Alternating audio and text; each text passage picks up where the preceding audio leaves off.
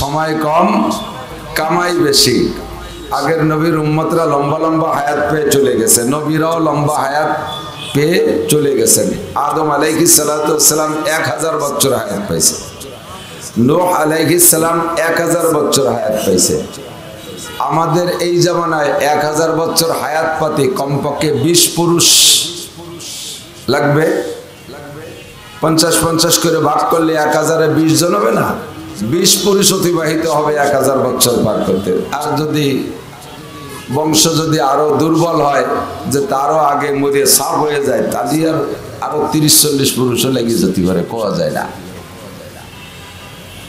আমি পড়েছি সাদ্দাদের ইতিহাসের ভিতরে, যেহেতু ইতিহাসের ভিতরে কম বেশ হতে পারে, পার্থক্য হতে পারে, আমি যেটা পড়েছি, সাদ্দাদের নাম শুনেছি না আমরা, রহমতুল্লাহ আলাইহি, সাদ্দাদ লানতুল্লাহি আলাল কাযিবিন, আন্তর্জাতিক খ্যাতি সম্পন্ন বড় বড় মোটা কাফেরদের মধ্যে একটা কাফের, ঠিক না? যাদেরকে আল্লাহ তাআলা ইবরাতনাক শিক্ষামূলক শাস্তি দিয়েছেন, যাদের শাস্তির ইতিহাসও কিয়ামত পর্যন্ত চলতে থাকবে, মুসলমান সেখান থেকে জানতে থাকবে। আর এই কিস্সাগুলো কোরআন শরীফের ভিতরে আলোচনা করে আল্লাহ পাক বলেও থাকেন, ফাতাবিরু ইয়া উলিল আবসার, তোমাদের যাদের জ্ঞান আছে, বুদ্ধি আছে, বিবেক আছে, তারা ওই বড়দের ওই ঘটনা থেকে উপদেশ গ্রহণ করো, শিক্ষা নাও, যে তারা কত বড় বড় ছিল, কত বড় ক্ষমতাধর ছিল। এই সাদ্দাদ রাষ্ট্র পরিচালনা করেছে, প্রেসিডেন্ট ছিল একটানা 1700 বছর। তার সামনে দিয়ে অনেক নবী রাসূল চলে গেছে। লম্বা টাইম 1700 বছর রাজনীতি করতে গেলে, রাষ্ট্রপ্রধান থাকতে গেলে তার আগের থেকে অনেক দিন রাজনীতি করে ওই ক্লাসে আসা লাগে না? নাকি জন্মের পরেই চেয়ারম্যান হয়? চেয়ারম্যানই বয়স পাইতেও তো তার আগে অনেক দিন চলে যায়। এই সাদ্দাদের আগে তার ভাইয়ের নাম ছিল সাদিদ, সে রাষ্ট্রপ্রধান ছিল 700 বছর। এত দীর্ঘকাল রাষ্ট্রনায়ক থাকার কারণে তার ভিতরে একটা বুঝ আসছে যে আল্লাহ বলতে কেউ নাই, যদি আল্লাহ থাকতো তাহলে তো আমারে আরো আগেই মাইরে সাফ করে দিত, আমারে এতদিন হায়াত দিতে পারে নাকি? তো কাজেই আমার হায়াতে আমি চলি, আনা রব্বুকুমুল আলা, আমি সবচেয়ে বড় খোদা, আল্লাহ বলতে আর কেউ নাই, আমি আল্লাহ। জোরে কর নাউজুবিল্লাহ। তো লম্বা হায়াত পাওয়ার পরও আছে না মরছে? কথা বলি, আছে না মরছে? সাদিদও মরছে, সাদ্দাদও মরছে, নমরুদও মরছে, ফেরাউনও মরছে। ফেরাউনও ভালো হায়াত পাইছে, ও খবিষ্ঠ আল্লাহ তাআলা ভালোই সময় দিয়েছে। তার হায়াতের শুরু দিয়া 300 বছরের মধ্যে একটা দিনও তার পেট খারাপ হয়নি, তার বাইতেও গন্ধ হতো না। তাই বলে যে ঘিরান হতো আর সবাই আতরের শিশি বলে নিয়ে যেত তা না, বাতাসে উড়িয়ে চলে যেত, গন্ধ হতো না। তো তার দাবি ছিল যে আমি যদি খোদার বিপক্ষে কোনো কাজ করি, আর খোদা যদি আলাদা কেউ থাকবে, তাহলে আমি তো সেই খোদার নাফরমানি করতেছি, তা আমাকে তো বিচার করতো, আমাকে কোনো না কোনো রোগ শোক ইত্যাদি দিয়ে আমাকে বিপদগ্রস্ত করতো। তা আমার যেহেতু কোনো বিপদ আপদ নাই, এমনকি একটু মাথা ব্যথাও হয় না, আমার পেটেও দুর্গন্ধ হয় না, আমার পাতলা পায়খানাও হলো না কোনোদিন, কাজেই সবকিছু শক্তিটা আমার শক্তিতে চলি, আনা রব্বুকুমুল আলা, আমি সবচেয়ে বড় খোদা। জোরে কই নাউজুবিল্লাহ। ফেরাউন কি খোদা নাকি? তা আল্লাহ পাক রব্বুল আলামিন বলেন, সানাস্তাদরিজুহুম মিন হাইসু লা ইয়ালামুন ফামাহিলিল কাফিরিনা আমহিলহুম রুয়াইদা। আল্লাহ বলেন, সুযোগ দিয়েছি, চলতে থাকো, হাঁটতে থাকো, উড়তে থাকো, আকাশে যাও, পাতালে যাও, যেখানে যাও না কেন, তোমার একটা রশি কিন্তু আমার হাতে ধরা আছে। যেদিন আমি ওই রশিতে বেড়ি বাইন্দা প্যাঁচ দিয়ে তোমাকে আটকায় ফেলবো, তুমি জেনে রাখো, ইন্না বাতশা রাব্বিকা লাশাদীদ, তোমার রবের ধরা বড় কঠিন। যেদিন ধরবো সেদিন কেউ আমার হাত থেকে ছুটাই নিতে পারবে? কেউ পারবে না। এমন করে বড়, যে দিকের যে বড়, ক্ষমতার দিকে বড়, অর্থের দিকে বড়, যে যেদিকের বড়, সব বড়দের ইতিহাস চলে গেছে। আল্লাহ তাআলা তাদেরকে উপযুক্ত শিক্ষা দিয়ে দিয়েছে, প্রমাণ আছে না নাই? ক্ষমতার দিক দিয়ে বড় 2-3 জনের নাম কইলাম, অর্থের দিক দিয়ে বড় আর একটা, আল্লাহু আকবার, নাম তার মিস্টার কারুন। কি নাম? হযরত মাওলানা পীরে কামেল কারুন, মিস্টার কারুন। মিস্টাররাই দুনিয়াকে জ্বালাই খাচ্ছে, কথা বল না কেন? এই মিস্টাররা, পশ্চিমে মিস্টাররা ধরছে আমাকে এক জায়গা, এই মিস্টাররা জ্বালাই খায়। তো মিস্টার কারুন কিন্তু আসলে হযরত মাওলানা কারুনই ছিল, তাওরাতের হাফেজ ছিল। তাওরাতের হাফেজ, তাওরাত বহুত বড় কিতাব, তাফসীরের ভিতরে রাখে ওয়াহমিলু আসফারাহা ৭০ জামালান। তাওরাতের মূল কপি এত বড়, এত ওজনওয়ালা যে সমকালীন তাওরাত যে জামানার, সেই জামানার উট, আমাকে এ জামানার উট না। যে জামানার মানুষ যেমন, ওই জামানার প্রাণী তেমন, কথা বল। আদম আলাইহিস সালাম লম্বা ছিলেন ৬০ হাত। এখনকার রয়্যাল বেঙ্গল টাইগার, সুন্দরবনের বাঘ যদি ওই সাইজে সেই সময় থাকতো, তাহলে এই সুন্দরবনের রয়্যাল বেঙ্গল টাইগার দিয়ে আদম আলাইহিস সালাম বিড়ালের কাজ নিত না? ওরা কি ভয় পাওয়ার কোনো কথা ছিল নাকি? থাপ্পড় দেবে, পড়ে যাবে, বলতো যে তুই ইঁদুর ধরিয়ে নিয়ে আয়, মানুষ ধরতে পারবি না। তো আদম আলাইহিস সালাম যেমন লম্বা, তার আমলে বাঘও এরকম ছিল। ও যেমন অনুক লম্বা ছিল ৩৬০০ গজ, তার জামানার বাঘ ভাল্লুক এরকম ছিল। আল্লাহু আকবার। তো মুসা আলাইহিস সালাতু ওয়াস সালামের কারুনের জামানার উটও বড় ছিল তুলনামূলক। ওই জামানার শক্তিশালী উটের ৭০টা উট লাগতো তাওরাতের মূল কপি বহন করতে। ওয়াহমিলু আসফারাহা ৭০ জামালান। আমি পড়েছি ইতিহাসের কিতাবে, তাওরাতে আয়াত ছিল ১০ লক্ষ। জবরদস্ত পাথরে লিখিত অবস্থায় আল্লাহ পাক জিবরিল আলাইহিস সালামের সঙ্গে ৬৯ জন ফেরেশতা দিয়া ৭০ জন ফেরেশতার মাধ্যমে তাওরাতকে বহন করে মুসা আলাইহিস সালাতু ওয়াস সালামের কাছে পৌঁছে দিলেন তুর পাহাড়ে। মুসা নবীকে আল্লাহ তাআলা এই ৭০টা উটের শক্তি দান করেছিলেন। উনি একাই তাওরাত কিতাব মাথায় করে নিয়ে নিজের এলাকায় চলে আসছিলেন। এই বিশাল তাওরাতের হাফেজ দুনিয়ায় মাত্র ৩ জন ছিল। একজন মুসা আলাইহিস সালাম, আর একজন তার ভাই নবী হারুন আলাইহিস সালাম, আর তাদেরই চাচতো ভাই অথবা খালাতো ভাই, পরবর্তীতে ভগ্নিপতি। এই কারুন তাওরাতের হাফেজ ছিল। মাত্র ৩ জন হাফেজ। দুনিয়ায় আর কোন তাওরাতের হাফেজ তৈরি হয় নাই। তাওরাতের হাফেজ তৈরি না হওয়ার কারণে তাওরাতের মূল কপি আর মূল লেখা এইটা ঠিক নাই। ইহুদিরা এইটাকে রদবদল করে ফেলাইছে। আল্লাহর রহমতে আমাদের কোরআনের ভিতরে লা তাবদীলা লিকালিমাতিল্লাহ, কিয়ামত পর্যন্ত একটা হরফ, একটা শব্দ পরিবর্তন করা সম্ভব না। লিখিত কোরআন পড়াবি, লিখিত কোরআন পড়াবি, ফিজিক্যাল কোরআন সাগরে ডুবাই দিবি, দুনিয়ার সব লিখিত কোরআন মাটির নিচে নিয়ে যাবি, কিন্তু সিনার কোরআন কি দিয়ে বের করবি? একই টাইমে এই সময় যদি সারা দুনিয়ার সমস্ত কোরআনে কারীম পড়াইয়া ছাই ভস্য করেও দেয়, 1 ঘন্টা সময় দিলে হুবহু কোরআন হাজার হাজার কপি আমার হাফেজরা তৈরি করে দিতে পারবে কি পারবে না? আল্লাহু আকবার। এ কারুন বহুত বড় হাফেজ আর আলেম ছিল। যখনই অন্যায় শুরু করে দিয়েছে, আল্লাহ পাকের সাথে বেয়াদবি, নবী মুসা আলাইহিস সালাতু ওয়াস সালামের সাথে বেয়াদবি শুরু করেছে, আল্লাহ পাক রব্বুল আলামিন তাকে ছাড়ে নাই। আল্লাহ কায় ফাখাসাবনা বিহি ওয়া বিদারিহিল আরদা ফামা কানা লাহু মিন ফিআতিন ইয়ানসুরুনাহু মিন দুনিল্লাহ ওয়া মা কানা মিনাল মুনতাসিরিন। কারুনকে আল্লাহ তাআলা তার সব সম্পদ সহ, দালান কোঠা সহ, দলবল সহ মাটির নিচে ডাবায় নিয়ে গেছে।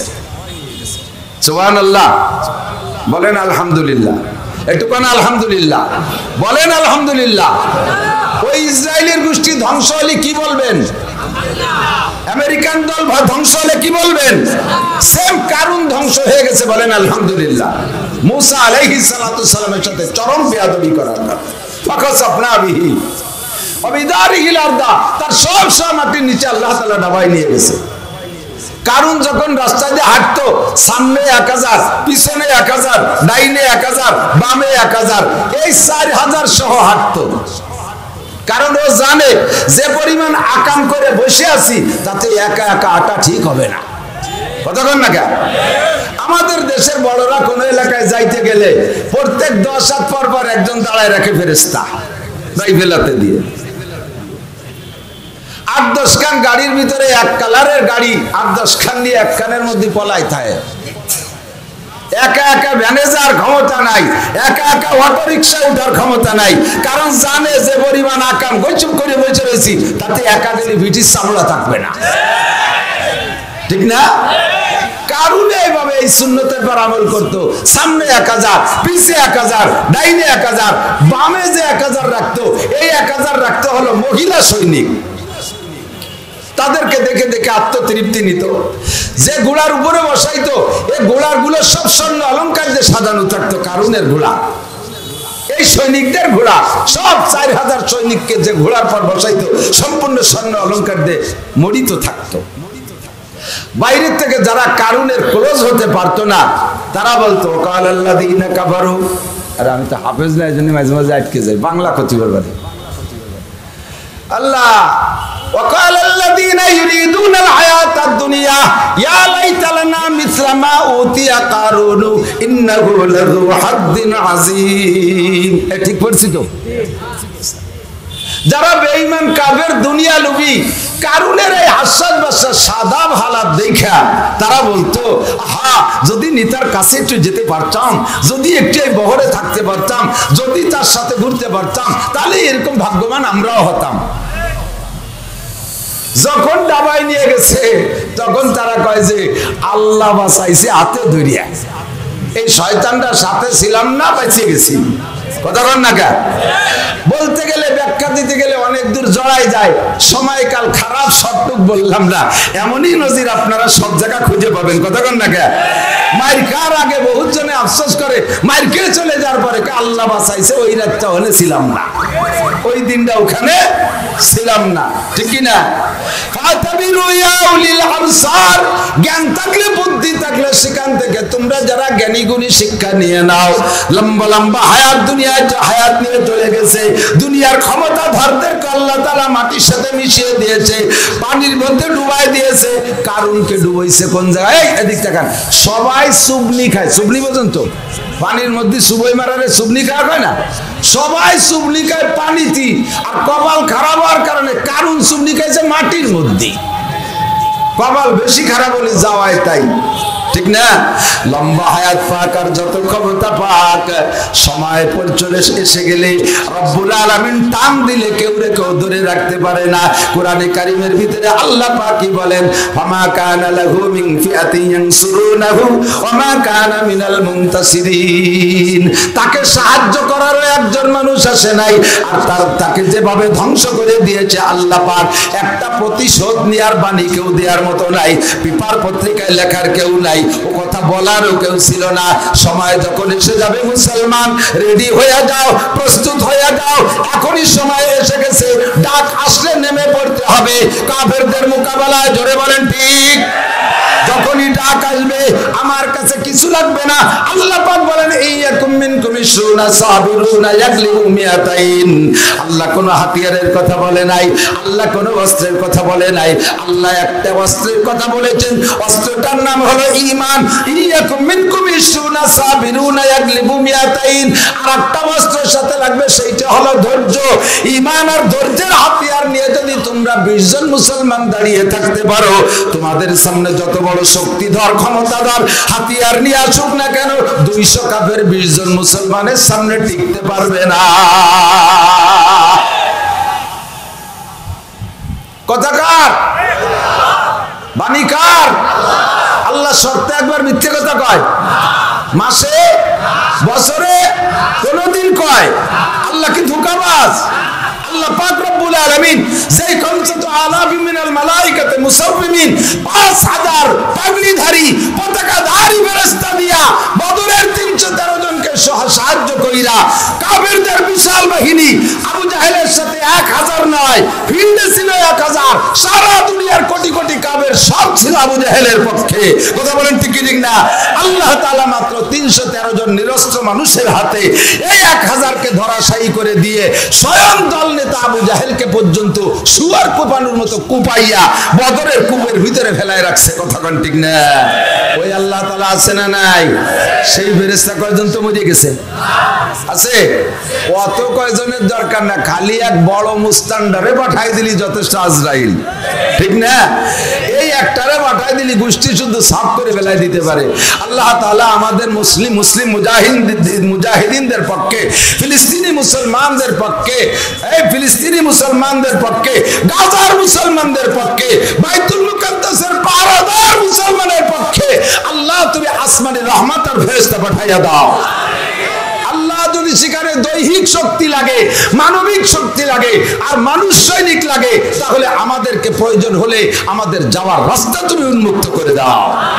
যদি খুলে দেয় যাইতে রাজি আছেন তো?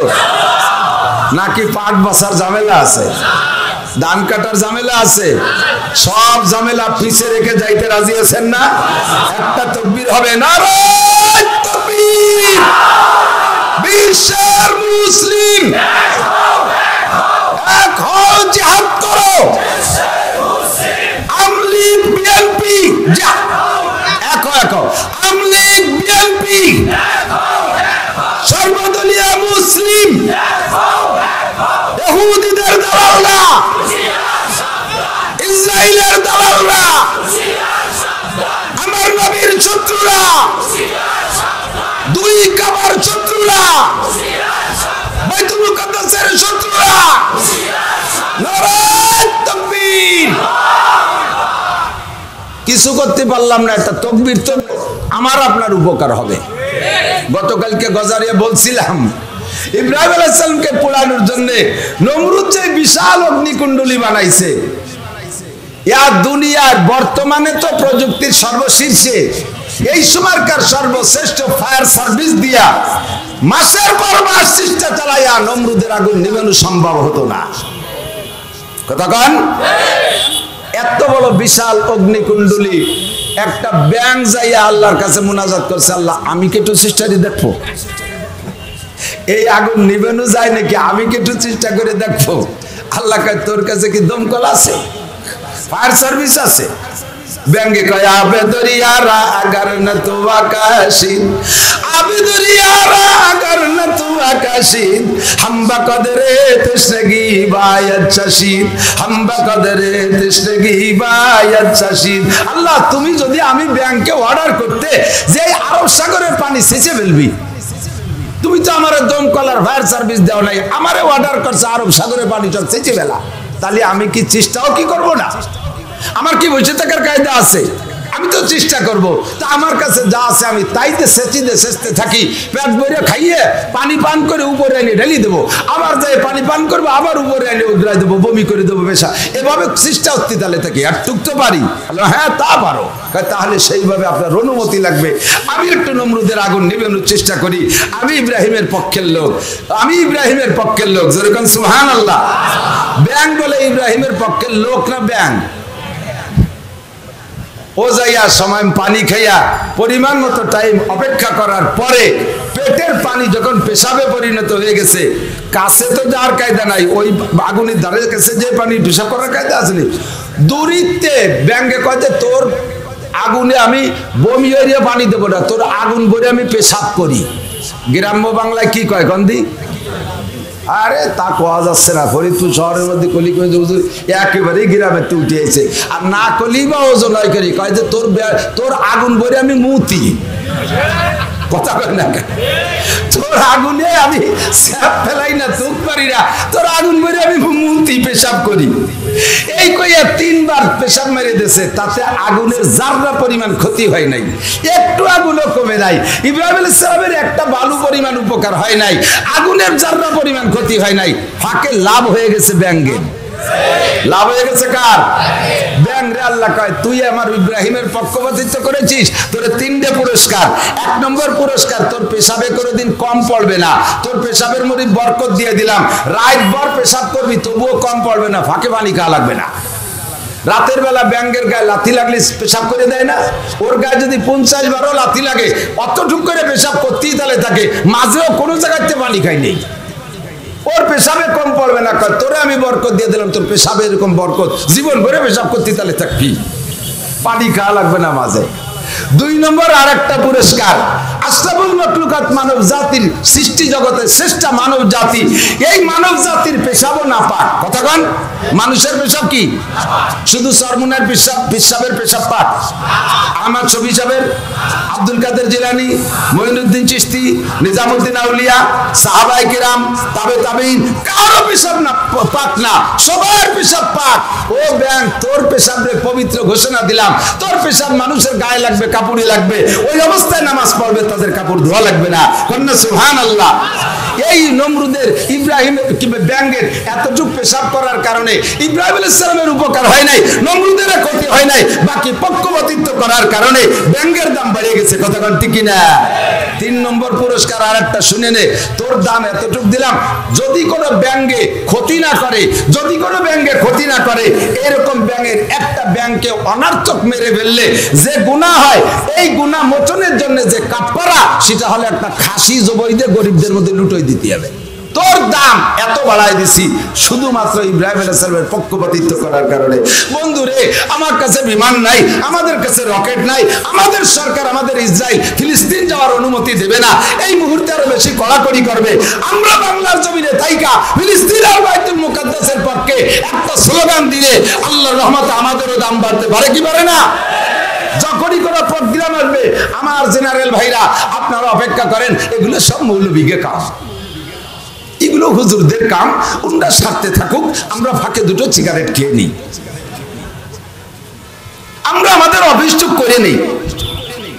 যখন ধরা শুরু হবে, যখন ধরা শুরু করবে, তখন মৌলবী দেখে মারবে না, তখন ফিঙ্গার দেখে মারবে। সারা বিশ্বের ফিঙ্গার জমা হয় ইংল্যান্ডের কাছে, তোমাকে ফিঙ্গার ধরে ধরে খুঁজে খুঁজে তোমার আইডি কার্ড অনুযায়ী দেখবে তুমি মুসলমানের বাচ্চা না কাফেরের বাচ্চা।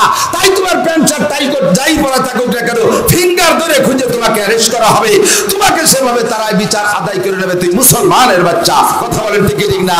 মুসলমানদের আর কোনো দোষ না, এর চাইতে সভ্য ভদ্র নিরীহ জাতি বিশ্বের ভিতরে আসে নাই। কারণ মুসলমানদের শব্দটা, মুসলমান নাম লেখার জন্য যে শব্দটা, এর মূল শব্দ হলো ইসলাম, সালমুন। সালমুন, এই সালমুন থেকে আসছে, সিলমুন থেকে আসছে, যার মানেই হলো শান্তি, নিরাপদ, সেখান থেকে ইসলাম। তাই ইসলাম গ্রহণ করেছি বিদায় মুসলমান। আমরা কোন জায়গা দুর্নীতি করি, অকথ্য ভাষায় গালাগালি আমরা করি, কতক্ষণ ইসলামকে সমর্থন করে।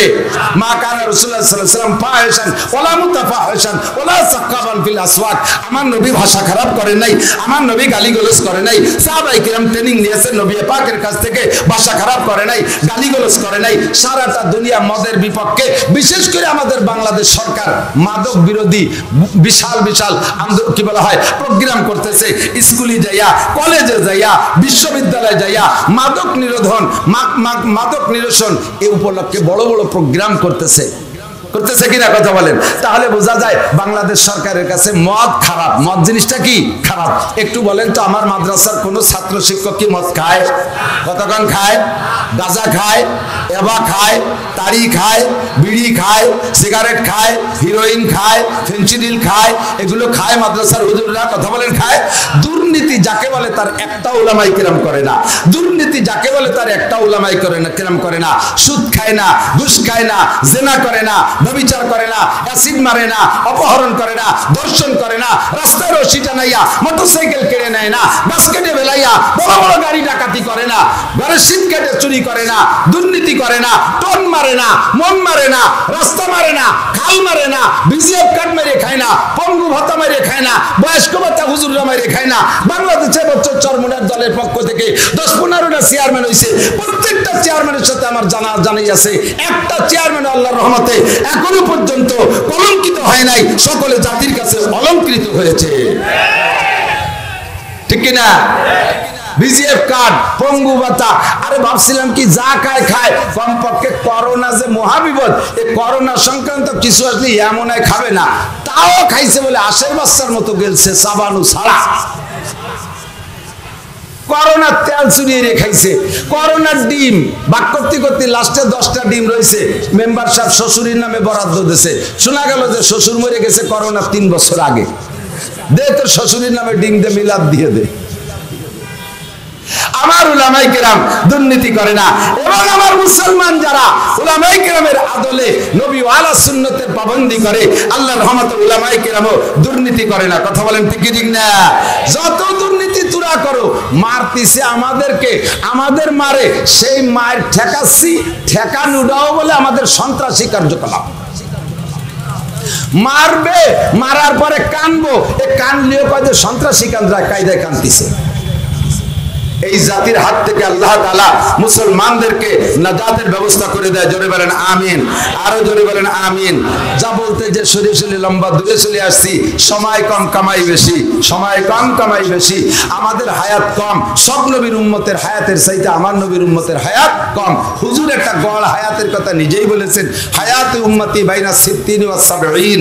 আমার উম্মতের হায়াত 60 থেকে 70-এর মাঝামাঝি, গড় হায়াত 60 থেকে 70-এর মাঝামাঝি। 2-5 জন 10 জন 20 জন সমাজে 70 80 90 100 বছর বাঁচে, আর বেশিরভাগই তো 70-এর আগেই চলে যাচ্ছে। কথা কোন ঠিক না? এখন এই অল্প একটু সময়ের ভিতরে আমাকে মোটা ইনকাম করে যেতে হবে, মোটা ইনকাম করে যেতে হবে। কারণ ওই আগের যত বড় লম্বা হায়াত পানিওয়ালা পার্টি হোক না কেন, উনরা জান্নাতুল ফেরদাউস পাবে না। আপনাদের জন্য রয়েছে জান্নাতুল ফেরদাউস। যেরকম সুবহানাল্লাহ, আল্লাহ তাআলা জান্নাতের মধ্যে 8টা দরজা রাখছে, আলা আল ফেরদাউস। এই 8টার ভিতরে শ্রেষ্ঠ হলো ফেরদাউস। আমাদের নবী, আপনাদের নবী, বিশ্ব নবী মুহাম্মদুর রাসূলুল্লাহ সাল্লাল্লাহু আলাইহি ওয়াসাল্লামের বাসস্থান হবে। হুজুরও বসবাস করবেন, হুজুরও জান্নাত উপভোগ করবেন, জান্নাতুল ফেরদাউস। কোন সুবহানাল্লাহ। এই জান্নাতুল ফেরদাউস আমরা নবীর সাথে যাব। রাজি তো ইনশাআল্লাহ? রাজি আছেন তো ইনশাআল্লাহ? তো পাইতে হলে কিছু সাধনা তো করতেই হবে, কিছু সাধনা করতে হবে। ইবাদত বন্দেগী বহুত করি এবং করেও যাব ইনশাআল্লাহ। তবে সবচাইতে বড় কঠিন ইবাদত একটা, সবচেয়ে বড় কঠিন ইবাদত যেটা, এই ইবাদতটা করা আবার সহজ। কি বলা হয়? ইবাদতটা নেকি খুব বেশি, কিন্তু দেখতে ছোট, করা বড় কঠিন। দেখতে ছোট, করা বড় কঠিন। কিছু কিছু অঙ্গ আছে শরীরের ভিতরে, হাদিসে আছে, আল্লাহ নবী বলেন জিরমুহু সগীর ওয়া জুরমুহু কাবীর, জিরমুহু সগীর ওয়া জুরমুহু কাবীর। 2টি অঙ্গ আছে দেহের ভিতরে, এই 2টি অঙ্গ বডিতে অন্য অন্য অনেক অঙ্গের চাইতে খুব ছোট, কিন্তু এই 2টি অঙ্গের অন্যায় আবার সবচেয়ে বড়। কথা কয় না? যে কথা কব কি, অঙ্গ 2টির আগে চিনেই দেন, চেনেন না এমন না। একটা হলো মা বাইনা লাহিয়াইহি ওয়া মা বাই, আরেকটা হলো মা বাইনা রিজলাইহি। একটা ছোট অঙ্গ 2 মাড়ির মাঝখানে জিহ্বা, আরেকটা ছোট অঙ্গ 2 রানের মাঝখানে শরমগা। এই 2টি বডিতে অনেকেই, এই 2টি তার হাতের মতো এত বড় বড় না, পার মতো অত লম্বা না, মাইপিয়ে দেখানোর দরকার নাই, মোটামুটি ছোট তো। আর এই 2টির অন্যায় সবচেয়ে বড় না ছোট? কন্ত এই 2টিই মানুষকে বিপদে ফেলায় দেয়। যারা হাতে সিনানেলা হালতিয়ামু ওয়ালা ইয়ালতামু মা যারা হাল্লিসানু।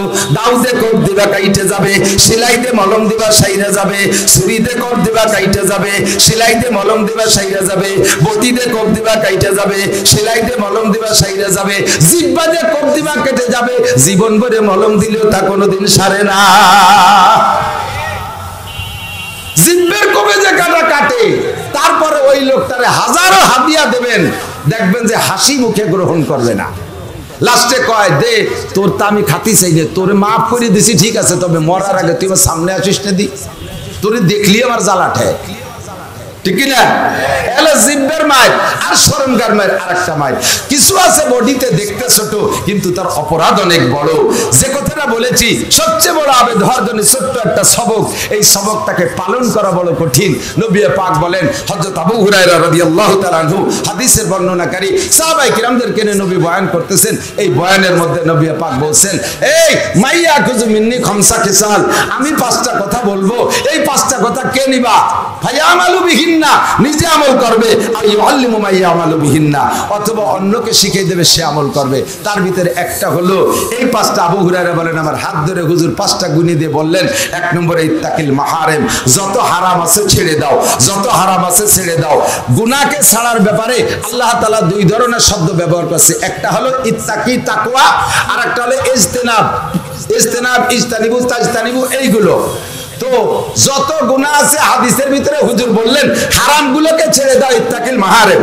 আর কোরআনে কারিমের ভিতরে এই সমস্ত হারামের থেকে আমি তিনটে হারামকে বর্জন করার জন্য এর সম্পৃক্ত একটা আয়াত আপনাদের সামনে পড়েছি। শুধু ওর তরজমা বলতে বলতে সময় চলে যাবে, ব্যাখ্যা দেওয়ার সময় হবে না।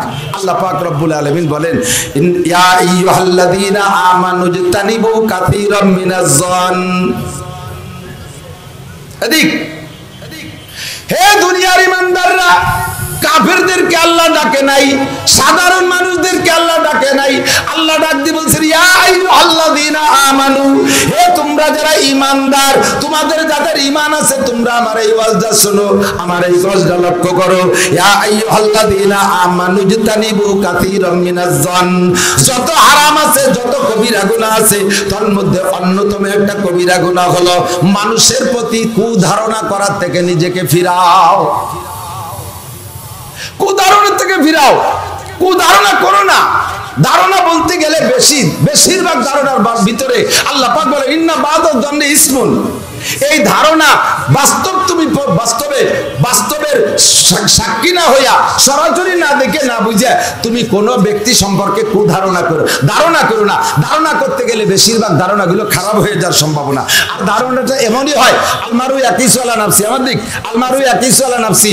প্রত্যেকটা মানুষের স্বভাব, সে অন্যকে নিজের পর কিয়াস করে, নিজের মতো ধারণা করে। রাতের বেলায় এক পুকুরে 3 কোণায় 3 জন গোসল করে, রাত 3টে 3:30 দিক, এদিক রাত 3:30 দিক এক পুকুরের 3 সিঁড়িতে 3 জন গোসল করে।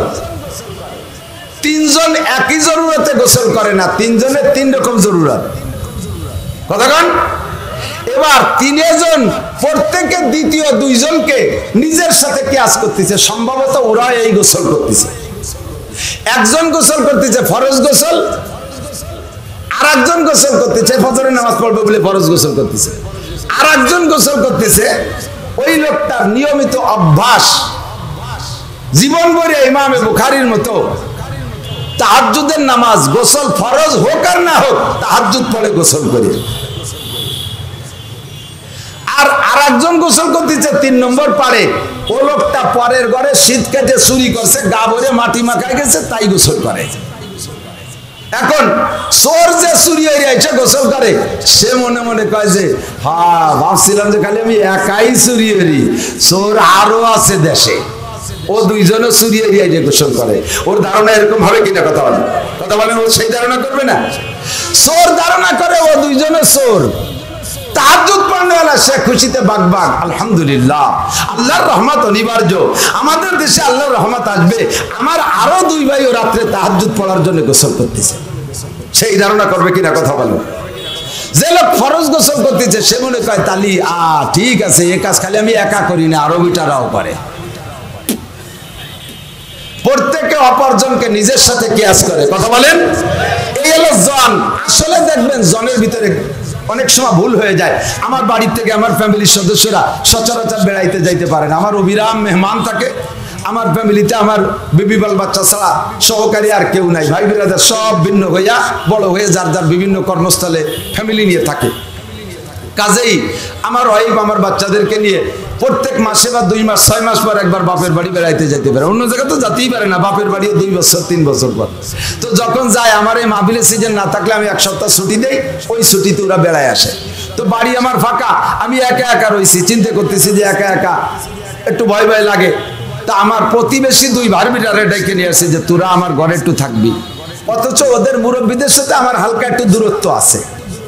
তো এই 2 জনকে আমি ঘরে রাখছি, আমি ভিন্ন ঘরে ঘুমাই। 1 সপ্তাহ পরে আমার ফ্যামিলির সদস্য আসার পরে ওরা 2 জন তো বাদ হয়ে গেছে। বাড়ি আইসে ঘর ঝাড়ু দিছে, সারা ঘর লাল সিঁদুরে, লালে লাল, পাকা জায়গা লাল, পানি মারে আরো লাল। এখন তো শুরু হয়ে গেছে প্যালপিটেশন। ওরা 2 জন 1 সপ্তাহ ছিল কি যেন তদবির করে দিয়ে গেছে সিন্দুর মিন্দুর দিয়ে। আমার পেট খারাপ, ছেলে মেয়ে সব অসুস্থ, মহিলা জিমে বেড়াচ্ছে, কন্যে মরে কন্যে বাসে, কোয়া যায় না। এখন উপায় কি, ওদের তো আর বলতে পারতেছি না।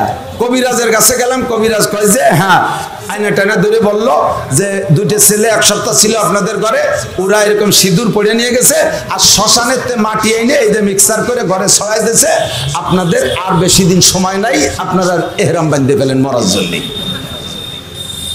এখন কি আর হুশ আছে কোন? এই মরি মরি ভাব ঝিমে বেড়াচ্ছে, ঝুলিয়ে বেড়াচ্ছে, ভয়তে তো জানসা চোরাই শয়তানি করে গেছে। এর মধ্যে ঘরের মধ্যে দেখি যে ইঁদুর মরা গন্ধ। এই মরা ইঁদুর তো সাফ করতে হবে, গন্ধের মধ্যে তো মরা যায় না। ইঁদুর মরা সাফ করতে গেলাম মাচার উপরে, যাই দেখি গোলা ভরা ধান ছিল, তা ধান নাই। ইঁদুর ওর ভিতরে যাইয়াম, ধান শেষ হয়ে গেছে তো, না খাইয়া মরিয়া একের পয়সা গন্ধ হয়ে গেছে। এখন ওই মরা ইঁদুর ফেলাতে যাই দেখি আমার ঘরের স্কাটিং এ যে রং দিছিলাম, সেই লাল রং একটা টুপলাই ছিল, ওই ইঁদুরই সেই লাল রং ফুটো করিয়া মাছার ভিতরে নিচে ফেলাইছে, তাই ঘর ভরে ছড়াই নিছি আমরা ঝাড়ু দিয়ে। এই হলো আমাদের মরণ তাবিজ। যদি ওইটা উদ্ঘাটন না হতো, হয়তো ওই টেনশনে মারাই যেতাম, আর জীবনটা ভরে ওই দুটো ছেলের উপর আমার কুধারণা থেকে যেত। কথা বলেন ঠিক না? আমি একটা বাস্তব উদাহরণ দিলাম। যে কোনো জায়গায় আপনি খবর নিয়ে দেখেন, যে কোনো ব্যাপারে কাহার প্রতি আপনি কুধারণা করবেন, ধারণা করবেন, এরকমই সম্ভাবনা বেশি থাকে, এরকমই সম্ভাবনা বেশি থাকে। এই জন্য আল্লাহ বলেন ইন্না বাদার জন্য ইসমুন, বেশিরভাগ ধারণাগুলো গুনার দিকে মানুষকে টেনে নিয়ে যায়। এরপরে 2 নম্বর, সময় নাই যেতে তর্জমা বলি, ওয়ালা তাজাসসু, এই আমার দিক, ওয়ালা তাজাসসু, জাসুসি করো না, গোয়েন্দাগিরি করো না, গোয়েন্দাগিরি করো না, কারো দোষ টুকাটুকি করো না। তাই বলে আমার পুলিশ গোয়েন্দা ভাই যারা আছে, তারা যেন এবার গোয়েন্দার চাকরি ছাড়িয়ে বাড়ি চলে যায় না। আপনাদের গোয়েন্দাগিরির দায়িত্ব পুলিশ সরকার দিচ্ছে, সেটা করবেন। এটা হলো আমরা সর্বসাধারণ, একজনের পিছনে আরেকজনের না লাগি, একজনের পিছনে আরেকজনের না লাগি। ও কি অন্যায় করে, ও কি অন্যায় করে, খুঁজতে খুঁজতে কিছু পেয়ে যাবেন। যখনই পেয়ে যাবেন সেটা বিস্ফোরণ ঘটাবেন, যার সম্পর্কে ঘটাবেন ইনশাআল্লাহ সেও বসে থাকবে না, সেও বসে থাকবে না।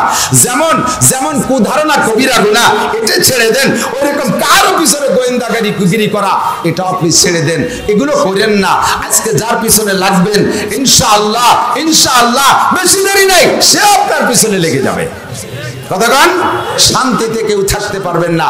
3 নম্বরে, ওয়ালা ইয়াগতাবাদুকুম বাদা, সবচাইতে বড় মজার একটা নাস্তা, যেই নাস্তা কিনে খেতে পয়সা লাগে না, যেই নাস্তা কিনে খাইতে পয়সা লাগে না, এই নাস্তা জীবনেও কোনোদিন খারাপ লাগে না। আরে কয়দিন পর্যন্ত পাউরুটি খালি পরে আর তা খাতি মনে চায় না, এরপর কয়দিন পর্যন্ত ভালো ফল খাইলেও খাইতে মনে চায় না। এমন 3 নম্বর গুণাটা এমন একটা নাস্তা, যে নাস্তা কিনে খাতে পয়সা লাগে না আর জীবন ভরে ভালো লাগে, ও কোনোদিন খারাপও লাগে না। ওই নাস্তাটার নাম হলো গীবত। কথা বলেন, কি বলেন তো, একটু বলেন তো। গীবত, গীবত কাকে বলে এটা একটু বুঝে নেন।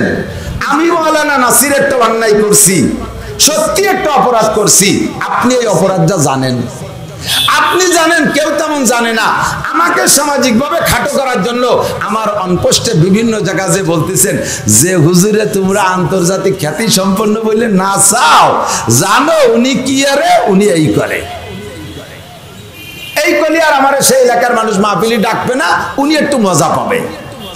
আমার এই দোষগুলো যখন ওই লোকটা বলা শুরু করবে, অর্ধেক খানিক বলার পরে লোকটা যদি থামিয়ে যায়, শ্রোতারা যারা আছে তারা কাজে এই শেষের চুপ তো কলি না, অকালি শুনতেই মনে চায়।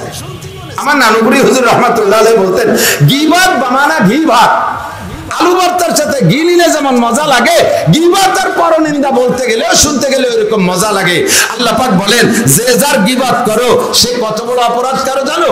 আইয়ুহিব্বু আহাদুকুম আইয়াকুলা লাহমা আখিহি মাইতান, যার গীবত করতেছো সে যেন মারা গেল, আর তার মরা গায়ের গোশত তুমি খাওয়া তোমার জন্য যদি হালাল মনে করো তাহলে তার গীবত করো, আর যদি মনে করো মরা ভাইয়ের গোশত হারাম তাহলে তার গীবত পরিহার করো। ওয়ালা ইয়াগতাব বাদুকুম, তিনটা কিন্তু নাহির সিগা, তিনটা নাহি, তিনটা নিষেধ, হারাম। এই জায়গায় আল্লাহ তাআলা জুমলায় খবরিয়া বলেন নাই, তিনটা নাহি। ইয়া আইয়ুহাল্লাযীনা আমানু, ইয়া আইয়ুহাল্লাযীনা আমানু ইজতানিবু কাসীরাম মিনাজ জান, ইজতানিবু আমর, এই আমরের ভিতরে গুনাহকে ছাড়তে বলা মানে নাহি। ওয়ালা তাজাসসু, ডাইরেক্ট নাহি, নিষেধ। ওয়ালা ইয়াগতাব বাদুকুম বাদা, একে অপরের গীবত করো না। এই দোষটা আমাদের ভিতরে সবচাইতে বেশি, সবচাইতে বেশি। আমি আপনারা যারা আছেন সময় কম বিদায় সহজে আপনাদের কাছে একটু আমি হাতে পায়ে ধরিয়ে একেবারে করজোর অনুরোধ করতেছি, আমি মাওলানা নাসির, আমারে ভালোবাসে ফরিদপুরের মানুষ, আপনারা ভালোবাসেন না? একটু কোন ভালোবাসেন? আপনারা না বাসলে আমি আপনাদেরকে ভালোবাসি, আমি আপনাদের সবাইকে ভালোবাসি। যার কারণে বহুত কষ্ট করে দিনে দিন চলে আসি। প্রধানমন্ত্রী রাস্তা আটকায় ফেলাইছে, আসতে পারবো না বিদায় দুপুরে কোনো না খাওয়ার মতো 1-2 লুকমা খাইয়ে চলে আসে। আমি আপনাদেরকে ভালোবাসি। এই ভালোবাসার খাতিরে আমি আপনাদের কাছে ওয়াদা করতেছি, আল্লাহ যদি আমাকে আলেম হিসেবে কিয়ামতে কবুল করে আর আমার গুনাহগাতা মাফ করে দিয়ে ডান হাতে আমলনামা আল্লাহ তাআলা আগে আগে দিয়ে দেয়, তাহলে কিয়ামতের ময়দানে 3 শ্রেণী মানুষ সুপারিশ করবে। 1 নম্বরে নবীরা, 2 নম্বরে আলেম, 3 নম্বরে শহীদ। তো 2 নম্বরে আলেমের খাতায় যদি আমার নামটা থাকে আর ডান হাতে আমলনামা পাই, আমি সুপারিশ করতে পারবো। আমার যারা ভালোবাসে এই মানুষগুলো সব আমার সামনে আসবে। তারা যদি বিপদগ্রস্ত থাকে, আমি এই সুপারিশ পাওয়ার পাওয়ারে আপনাদের সকলের জন্য সুপারিশ করবো ইনশাআল্লাহ। তা আপনাদের ভালোবাসি বিধায় আমি এই অঙ্গীকার করলাম। এবার আপনারা কি আমাদের ভালোবাসেন? যদি ভালোবাসেন তাহলে দেখা হবে, নাহলে কিন্তু হবে না। কোন ভালোবাসেন? আচ্ছা, তাহলে এবার আপনাদের কাছে দাবি, আমি যদি আটকে যাই কোনো বিপদে, আপনারা যদি সুপারিশের অধিকার পান, সুযোগ পান, আমাকে একটু সুপারিশ করবেন তো ইনশাআল্লাহ। তাহলে আমাদের ভিতরে একটা দোস্তি আর বন্ধুত্ব তো হয়ে গেল, খুব গুড হয়ে ভালো সম্পর্ক। এবার আপনার একটা দায়িত্ব দিচ্ছি, আমি মাওলানা নাসিরের কোনো দোষ যদি আপনাদের জানা থাকে, আপনারা মেহেরবানি করে একটু হাতে ধরে বলি, দয়া করে আমার আড়ালে মানুষের কাছে একটু বলা বলি করবেন। বুঝতে পারি নাই, আমার কোনো দোষ যদি জানা থাকে এইগুলো একটু আড়ালে বলা বলি করবেন, পারবেন তো ইনশাআল্লাহ? কত বড় চালাক!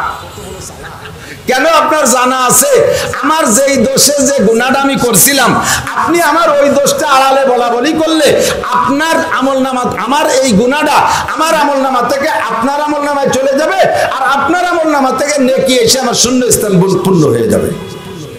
কাজেই আমি একটু সবার কাছে অনুরোধ করি, আমার একটু এই উপকারটুক করেন। নামাজ কালাম পড়িয়ে তেমন আগাতে পারতেছি না, ভালো লাভবান হতে পারতেছি না। আমি সহজে একটু নেকি কামাই করে একটা পথ খুলে দিলাম আপনাদেরকে আমার ইনকামের জন্য। একটু গিবত করবেন তো ইনশাআল্লাহ? কেউ করবেন না, কিন্তু এই উপকারটা আপনি কারে করেন? আপনার জীবনের শত্রু, আপনার পরম শত্রু যে, তার সম্পর্কে চার দোকানে বসে বসে গিবত করে এই উপকারটা তারে করেন, অত নিজে ক্ষতিগ্রস্ত হচ্ছেন। কথা বলেন ঠিক কি ঠিক না?